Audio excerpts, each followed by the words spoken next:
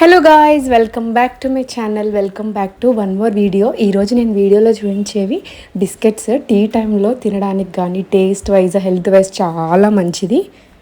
దీనికోసం అయితే first mixing బౌల్లోకి పూరీ పిండిని కానీ మైదా పిండిని కానీ తీసుకోవాలి. నేనైతే ఇక్కడ పూరీ పిండి తీసుకున్నాను. దాంట్లోకి 3 టేబుల్ స్పూన్ల వాము, కొద్దిగా జీలకర్ర కూడా ఒక 2 టేబుల్ స్పూన్లు వేసుకుంటే సరిపోతుంది. అలాగే నువ్వులు ఒక 2 టేబుల్ స్పూన్లు. ఇవన్నీ వేసుకున్న తర్వాత మొత్తం అంతా బాగా కలుపుకోవాలి.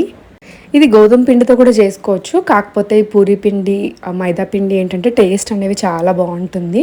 బయట కొన్న వాటికంటే కూడా ఇంకా బాగుంటుంది. దీంట్లోకి రుచికి సరిపడా సాల్ట్ యాడ్ చేసుకొని 1 టేబుల్ స్పూన్ ఆయిల్ని కూడా వేసుకున్న తర్వాత మొత్తం పిండిని అంతా బాగా ఒకసారి కలుపుకోవాలి. అలాగే కొద్దిగా వాటర్ పోసుకుంటూ చపాతీ పిండి కంటే కొంచెం మెత్తగా ఉంటట్టు మాత్రం దీన్ని కలుపుకోవాలి. ఇది చేసుకోవడానికి మనకు పెద్దగా టైం ఎక్కువ పట్టదు అండ్ ఎవరైనా కూడా చేయొచ్చు. మనం ఈ పిండిలోకి మెయిన్గా వాము, జీలకర్ర కొంచెం ఎక్కువ క్వాంటిటీలో ఉన్నట్టు చూసుకోవాలి. మనకు తినేటప్పుడు ఒక మంచి ఫ్లేవర్ అనేది తెలుస్తుంది. అలాగే డైజెషన్కి కానీ వాము, జీలకర్ర ఇవి చాలా మనకి హెల్ప్ చేస్తుంది. ఇప్పుడు పిండిని మనం ఇలా మొత్తం కలుపుకున్న తర్వాత కొంచెము తీసుకొని సేమ్ చపాతీ లాగే మనం దీన్ని అయితే ఒత్తుకోవాలి.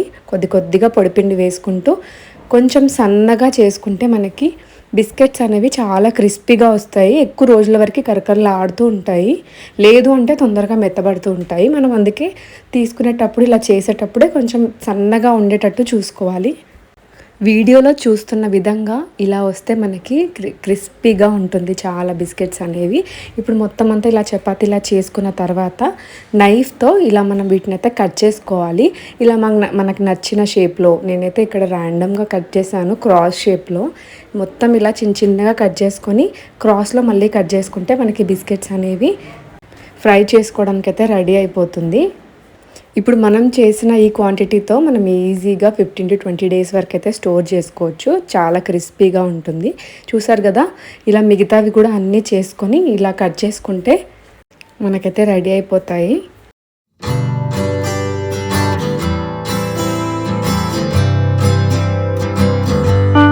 ఇలా మిగతావన్నీ కూడా పిండి ముద్దలు ఇలా చపాతీలా చేసుకొని కట్ చేసేసుకొని ఒకేసారి మనమైతే డీప్ ఫ్రై చేసుకోవాలి.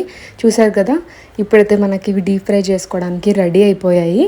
దీంట్లోకి ఇప్పుడు మనమైతే స్టవ్ పైన కడాయి పెట్టేసుకొని డీప్ ఫ్రైకి ఆయిల్ అయితే వేసేసుకోవాలి. కొంచెం ఆయిల్ బాగా వేడవ్వాలి. బాగా వేడైన తర్వాతే మనం చేసుకున్న ఇలా ఈ బిస్కెట్స్ అన్నిటిని వేయాలి. అప్పుడే మనకి క్రిస్పీగా ఉంటుంది. లేదు అంటే మనకి కొంచెం తొందరగా మెత్తబడిపోతాయి. ఆయిల్లో ఒక 4 to 5 minutes వరకు మనం ఇలా డీప్ ఫ్రై చేసుకుంటే సరిపోతుంది.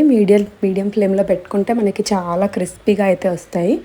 ఇలా 2 సైడ్లో మంచిగా గోల్డెన్ బ్రౌన్ వచ్చేంత వరకు మనం వేయించుకుంటే సరిపోతుంది. మనం బయటకు తీసాక మంచిగా బ్రౌన్ కలర్లో వస్తుంది.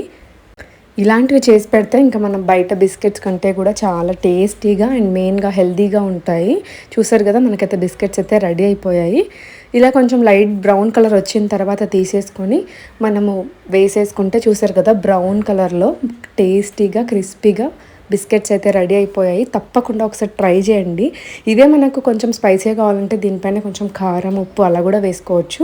లేదు టీ టైంకి మనకు కావాలనుకుంటే ఇలా సర్వ్ చేసేసుకుంటే టేస్టీ బిస్కెట్స్ అయితే రెడీ అయిపోతాయి. ఐ హోప్ మీ అందరికీ ఇది నచ్చిందని అనుకుంటున్నాను. ఒకసారి ట్రై చేయండి, తప్పకుండా మీకు నచ్చుతుంది.